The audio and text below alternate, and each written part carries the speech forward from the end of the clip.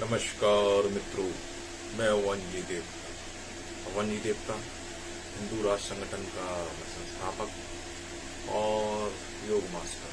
मित्रों, मैं जो हूँ एक योग मास्टर हूँ और साथ में मैं जो है अपनी हिंदू संस्कृति के बारे में भी, उनकी उपलब्धियों के बारे में भी मैं अपना लेक्चर देता हूँ। तो मित्रों स्टार्ट करते हैं। योग से आप जो है अपना नज़ला जुकाम कैसे ठीक करें।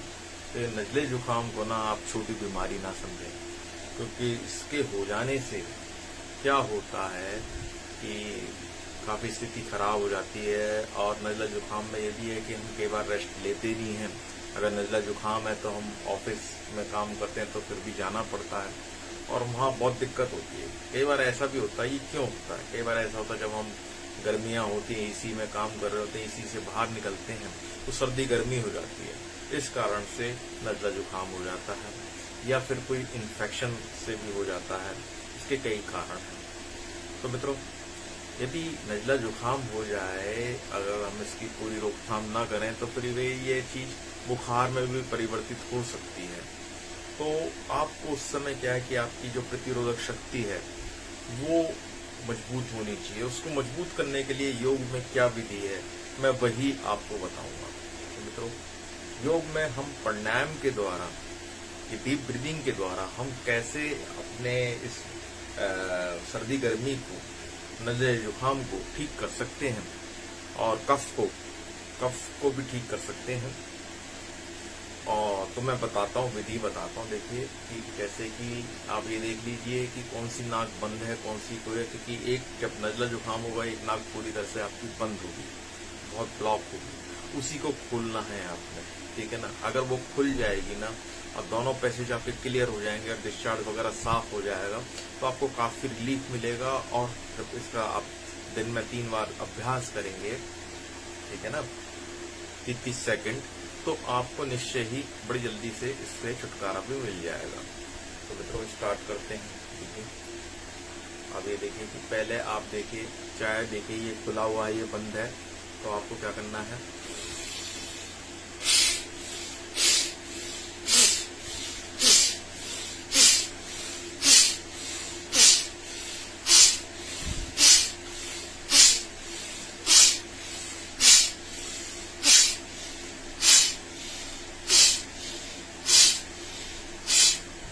ठीक है। अब पहले आपने बाएं से किया, अब ये कीजिए, अब ये बंद है तो आप इसे खोलने का कोशिश करेंगे।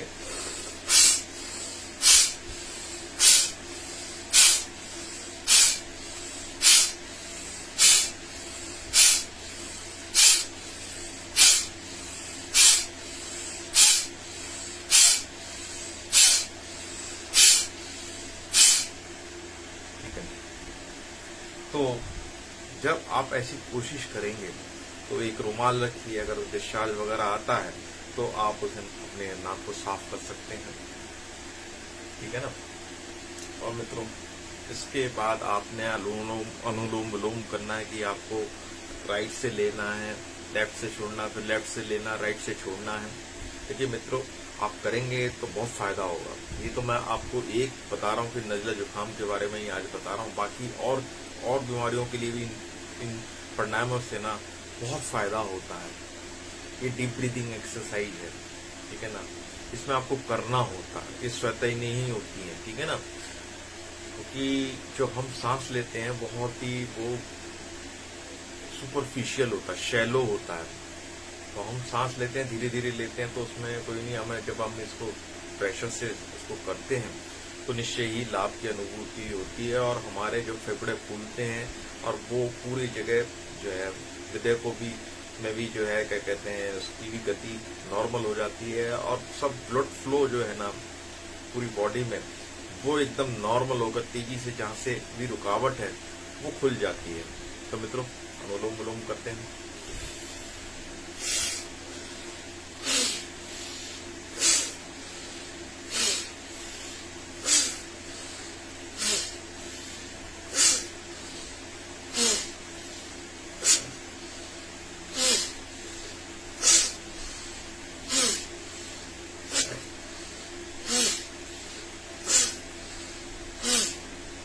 ये अनुलोम विलोम हो गया, 30 सेकंड करना है। अगर आप 1-2 मिनट भी कर सकते हैं तो बहुत ज्यादा लाभ होगा आपको। मैं कम से कम बता रहा हूँ आपको। अगर आप 30 सेकंड भी करते हैं, 30 सेकंड कितना होता है कि आप 30 तक गिनेंगे तो 30 सेकंड हो जाता है, ठीक है। अब आपको एक और क्रिया बता रहे हैं कि आपको थोड़ा सा कपालभाति भी करना चाहिए। उससे क्या है कि आपकी इम्यून पावर बढ़ती है।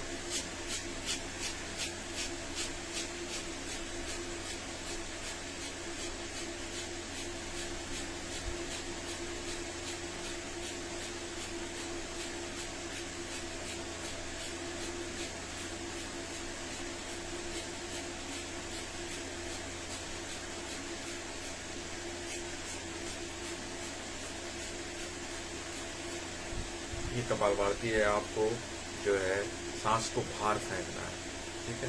और आंख को ऐसे ऐसे करना है, इससे आंख की भी जो रोशनी है वो भी ठीक होती है, आंखें भी स्वस्थ रहती हैं, अच्छा दिखाई देता है उससे। और मित्रों, और जब आप इतनी क्रिया करेंगे, देखिए मैंने आपको 3 क्रियाएं बताई हैं। आपको 3 क्रिया में मैंने आपको जो है नाड़ी शोधन बताया, दूसरा आपको अनुलोम विलोम बताया, तीसरा आपको कपालभाति कराया।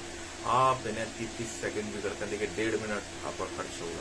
1.5 मिनट आप सुबह करेंगे, 1.5 मिनट दोपहर में करेंगे, 1.5 मिनट रात को करेंगे। 1.5 मिनट कोई ज्यादा नहीं होता है।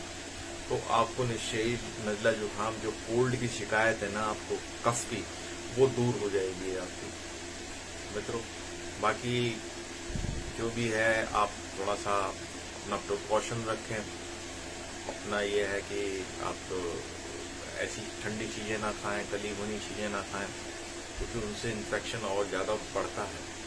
तो मित्रों, सिर्फ 1.5 मिनट की कहानी है। अब मैं एक चौथा बता रहा हूँ ब्रीदिंग एक्सरसाइज, उसे आप कर सकते हैं थोड़ा सा। यह है भस्त्रिका प्राणायाम।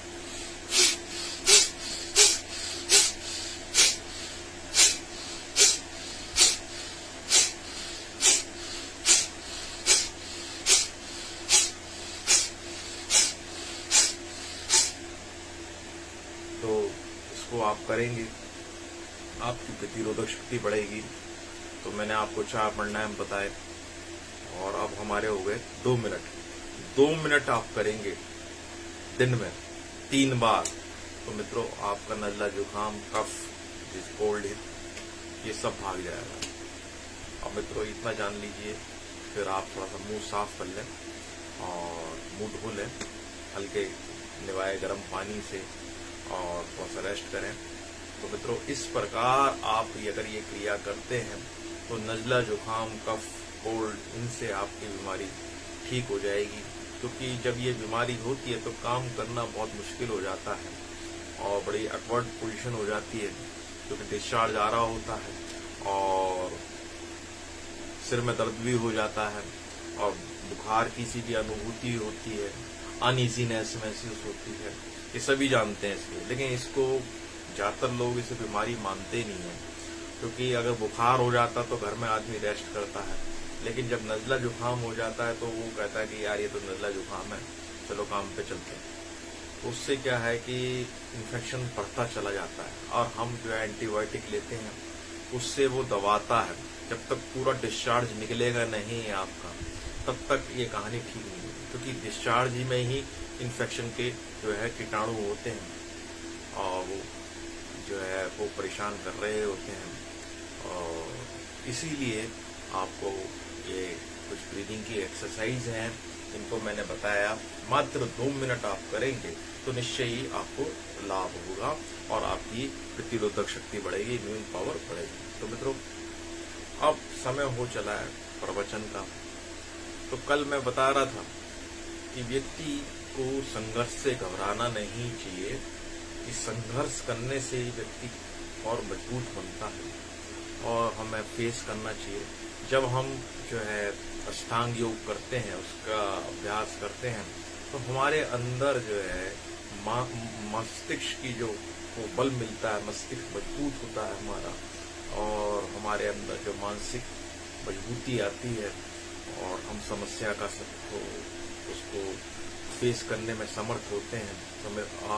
तो मित्रों समस्याएं सबके साथ आती हैं, ऐसा नहीं है ये जीवन है, जीवन में हर तरह की परिस्थितियां आती हैं और वो एक चैलेंजिंग होती हैं और हम घबरा जाते हैं। तो उसमें यही होता है कि आप जो है ना अपने को आपको आपके विचार मजबूत होने चाहिए, क्योंकि देखिए वो समय नहीं रहा तो ये समय भी नहीं रहेगा है। रात के बाद दिन आता, दिन के बाद रात आती है। तो मेन चीज ये है कि आप थोड़ा सा शांत रहिए, संयम रखिए और अपने को स्थिर रखिए। उसके लिए देखिए आपको मजबूत करने के लिए, तन और मन को मजबूत करने के लिए आपको योग की शरण करना पड़ेगा। आप किसी जो है योग गुरु की शरण ले सकते हैं, योग सीख सकते हैं और उससे यही है कि आपका जो स्तर है, मानसिक स्तर है, वो बहुत ज्यादा मजबूत हो जाएगा और शरीर तो मजबूत होगा ही आपका। तो मित्रों, मैं पहले भी कह चुका हूँ कि भाई देखिए, इंसान जो है अपने आप में एक योद्धा है। योद्धा लड़ाई लड़ने वाला नहीं, जो युद्ध स्थल में लड़ाई लड़ने वाला नहीं। आप इस दुनिया में, ये दुनिया भी है एक युद्ध स्थल है और उसमें आप लड़ाई लड़ रहे हैं। कोई हिम्मत मत हारिए, मन के हारे हारे, मन के जीते जीते। ठीक है। अब कई बार ऐसा होता है कि जब हम मेहनत करते हैं तो हमें सफलता एकदम नहीं मिलती, तो उसके लिए थोड़ा सा समय लगता है, लेकिन हम जो है अपना प्रयास को छोड़े नहीं, हिम्मत नहीं हारनी चाहिए। क्योंकि अगर हिम्मत हारेंगे तो उससे क्या होगा कि हमें जो पीछे की मेहनत करी है ना, वो सब बेकार वेस्ट चली जाएगी। ठीक है ना। आप कंटिन्यू लगे रहिए, आप अपना ईश्वर पर विश्वास करके अपने टारगेट के हिसाब से लगे रहिए। उसमें क्या है कि आपको सफलता मिलेगी। कई बार ऐसा भी होता है कि व्यक्ति अपने जो जीवन में बहुत गलतियां करता है और वो अपनी गलतियों को कोसता रहता है। तो मित्रों, उसमें यही है कि आप जो है अपने को कोसना छोड़िए और पिछली बातें छोड़िए। अब आप सोचिए कि आगे क्या करने जा रहे हैं और करने जा रहे हैं। आप कंटिन्यूटी करते रहेंगे, लगातार उस काम को करेंगे और उसका अभ्यास करेंगे। जो आपने अपनी मनो इच्छा है उसको पूर्ति के लिए आप उसमें लग जाइए, क्योंकि जब तक आप अपने उद्देश्य की पूर्ति में नहीं लगेंगे तब तक वो पूरा नहीं हो। देखिए, कोई भी कार्य करने के लिए उसको प्रैक्टिकली मूर्त रूप देना पड़ता है। आपको कुछ कार्य करना पड़ता, परफॉर्मिंग करनी पड़ती, जब भी होता है। पहले थ्योरी बनती है, थ्योरी के बाद प्रैक्टिकल होता है, एक्शन लिया जाता है और उसमें बाधाएं आती हैं तो कोई बात नहीं, आप उनके लिए तैयार रहिए। ठीक है ना। आप उनके लिए नया आपको उसके लिए फेस करने के लिए आपको तरीके मिलेंगे। ठीक है ना। कोई भी विषय हो। तो मित्रों, ये है कि आप पिछली बातों को छोड़ के ना, अगर आप आगे बढ़े तो वो ज्यादा बेटर रहेगा। और दूसरी बात है कंसिस्टेंसी। आप लगातार काम करते रहिए। अगर आपने क्रम छोड़ दिया ना तो आप पिछड़ जाएंगे, फिर आपको दोबारा से स्टार्ट करना पड़ेगा, क्योंकि पिछली मेहनत बेकार चली जाएगी आपकी। आप बीच में ना मत छोड़िए उस चीज को। तो मित्रों, मेरा कहने का मतलब यही है कि भाई आप जो है किस प्रकार अपनी पॉजिटिव एनर्जी को बनाए रखें। और पॉजिटिव एनर्जी, देखिए आपको मैं बता रहा हूँ कि योग के से आपकी पॉजिटिव एनर्जी आती है जब आप रोगों से दूर रहेंगे और आपका मानसिक स्तर ऊंचा होगा, तभी आप तरक्की कर पाएंगे। ठीक है ना। क्योंकि हमारी शक्तियाँ हमारे अंदर है। ठीक है। और हमें ना थोड़ा सा हठ योग्य बनना पड़ेगा। देखिए, जैसे हम सोचते हैं, एक छोटी सी बात बता रहा हूँ कि हमें सुबह उठना चाहिए, जो कि जरूरी है।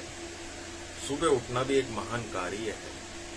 सुबह उठना एक महान कार्य है। हर एक कोई बड़ा मुश्किल होता है, मैं सबके लिए नहीं कह रहा, लेकिन यह है कि सुबह उठिए, सुबह उठ के सबसे पहले आप योग कीजिए। ठीक है ना। योग का जो उत्तम समय है वो सुबह है। तो आपको हठ योग करना, आपको नियम बनाने पड़ेंगे कि भाई आपको ये काम करने जरूर है। जो व्यक्ति नियमों पर नहीं चलता वो पिछड़ जाता है दुनिया में। ठीक है ना। और मित्रों, आपको स्मार्ट बनना है, आपको उन्नति करनी है, तो देखिए आपको नियमों पे चलना पड़ेगा। ठीक है।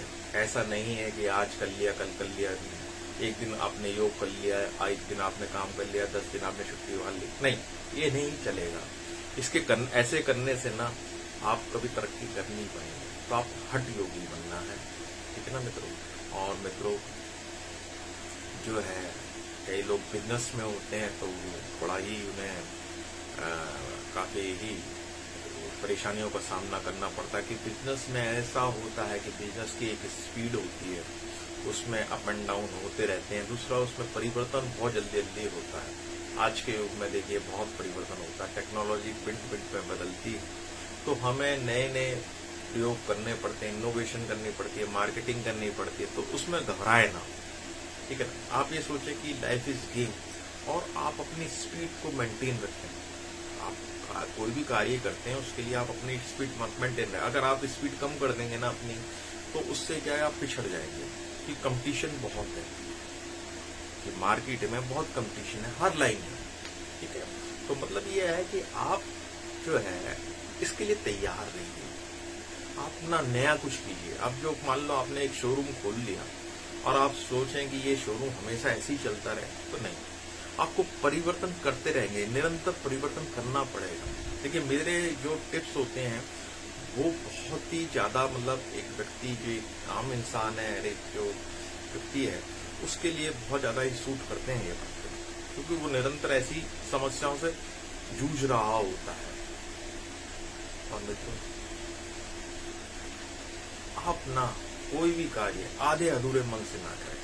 कोई भी कार्य जब आधे अधूरे मन से करते हैं ना, तो आपको सक्सेस नहीं मिलेगी, उल्टा हानि जरूर हो जाएगी, क्योंकि मन तो है नहीं आपका उस काम में और आप उसके लिए काम करे जा रहे हैं। बेमन से करना ना, उससे तो अच्छा है कि आप टाइम वेस्ट ना करें। जो इच्छा और जो मन कहता है, आपका मस्तिष्क कहता है, उसी कार्य को करें। और जो हाथ में काम ले लिया ना आपने, तो उसको अधूरा ना छोड़ें, उसको पूरा ही करके छोड़ें। ये नियम बना लें आप। अगर इस नियम को बनाएंगे तो आपके अंदर ना एक परफेक्शन आता चला जाएगा। मित्रों, ये बात ना यूनिवर्सिटियों में नहीं पढ़ाई जाती। मेन चीज यही होता है कि आपके अंदर एक जिद होनी चाहिए काम करने में, एक लगन होनी चाहिए, क्योंकि बाधाएं आती हैं। कई बार ऐसा भी होता है हमारा जोश ठंडा हो जाता है और हम काम भूल जाते हैं, हमारी स्पीड लो हो जाती है और जो हमारा कंप्यूटर है वो आगे बढ़ जाता है। तो मित्रों, आपको ना कोई भी कार्य उसको उसमें क्वालिटी देनी है, तो आपको ना उसको पूरा करना है, ठीक है ना।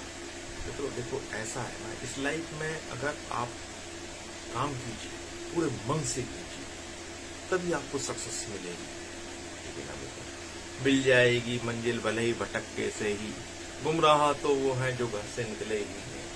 देखिए मित्रों, ऐसा है कि आप काम करेंगे ना, तो आपको डिफिकल्टियों को फेस करना पड़ेगा, लेकिन आपको मंजिल मिलेगी, क्योंकि आप देखिए, जब आदमी काम करता है ना, तो प्रकृति भी उसके लिए साथ देती है। आप एक बार एक कदम चलिए, वो 10 कदम आपके लिए चलेगी, और आपके प्रयास को पूरा ब्रह्मांड आपको उस प्रयास को देख रहा है, ठीक है ना। और वो कहता है कि भाई ये बंदा प्रयास कर रहा है, तो मुझे भी इसकी सहायता करनी चाहिए। चीजें मिलती हैं, लेकिन यह है कि अगर आप नहीं करेंगे तो नहीं मिलेंगे, सोचते रहेंगे तो कुछ नहीं मिलेगा, जो सोचते रहोगे तो कुछ नहीं मिलेगा, जो चुप के रहोगे तो काम नहीं बनेगा, जो बढ़ते चलोगे तो रास्ता मिलेगा। तो यही बस एक मेरी बात है।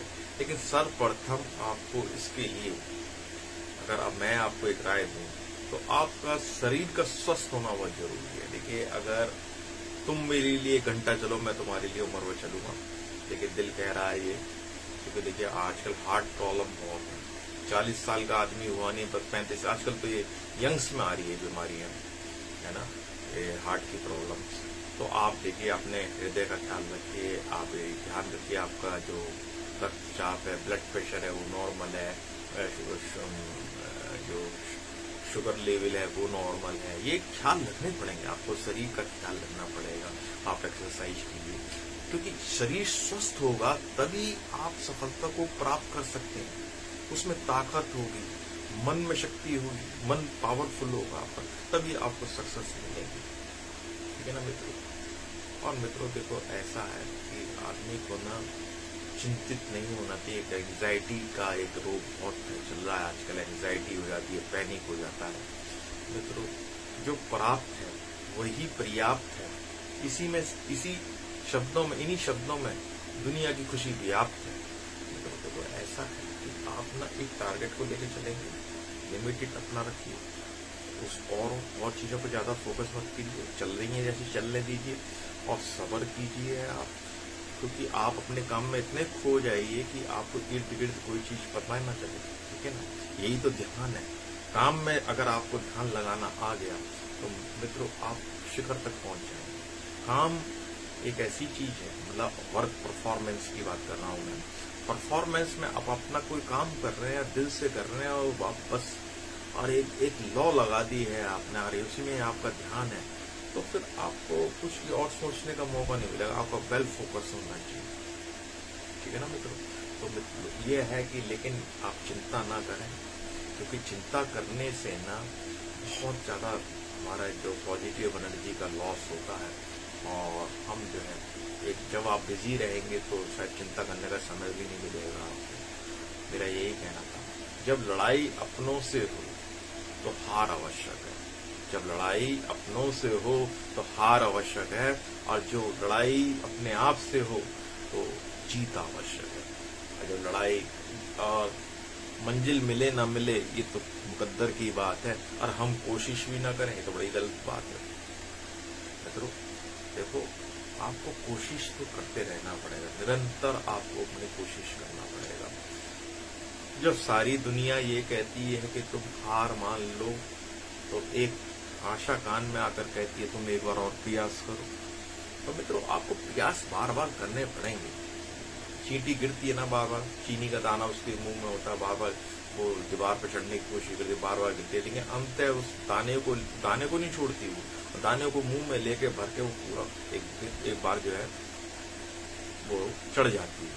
तो मतलब ये है कि आपको प्रयास तो करना पड़ेगा, प्रयास करते रहिए। तो और मित्रों, कोई पत्थर चोट खाकर कंकड़ बन गया, कोई पत्थर चोट खाकर कंकड़ बन गया, कोई पत्थर चोट सहकर शंकर बन गया। तो मित्रों इसका मतलब यही है कि व्यक्ति पे बुरी परिस्थितियां आती हैं और विपरीत परिस्थितियां आती हैं, बुरी तो क्या कहें, विपरीत परिस्थितियां आती हैं तो उसमें उसका धैर्य खो जाता है।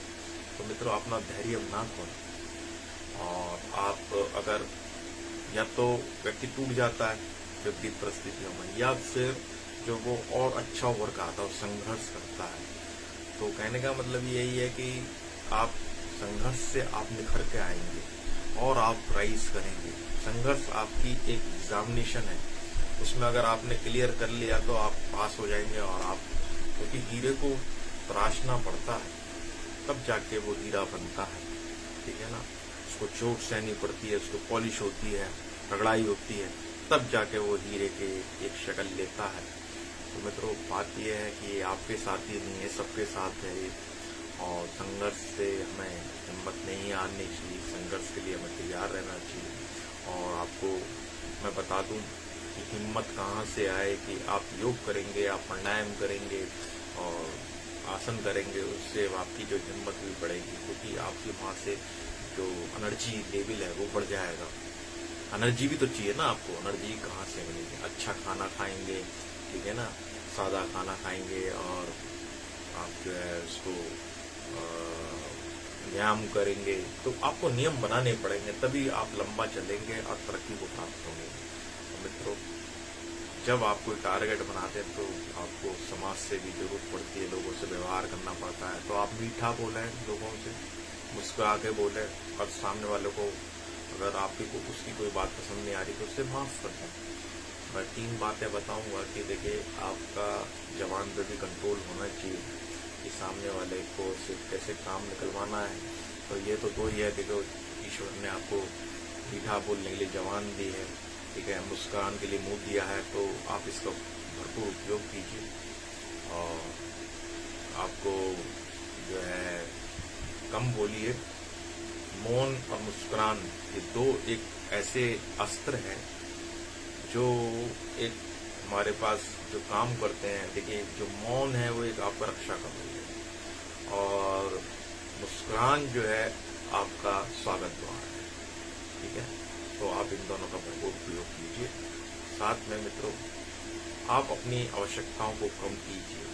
अगर सुखी रहना चाहते हैं आप, ठीक है ना, ज्यादा एक्सपेक्टेशन बढ़ाएंगे तो ज्यादा आपको जो है फीलिंग्स आएंगी और आप बहुत तरह की बातें जो है वो आपको असंतोष की तरफ ले जाएंगी और अपनी आवश्यकताओं को कम कीजिए, परिस्थितियों से तालमेल बैठाइए, है ना। अभी मत सोचिए कि परिस्थितियां, विपरीत परिस्थितियां आ गई हैं, उन्हें कोसिए मत। अब देखिए, अब समस्या के बारे में मत सोचिए, अब सोचिए कि समाधान क्या होगा। तो मित्रों, मेरा इतना ही है कि आप स्वस्थ रहें, सुखी रहें। अगर मेरा ये वीडियो आपको अच्छा लगा हो तो आप इसको लाइक करें, शेयर करें, मेरे चैनल को सब्सक्राइब करें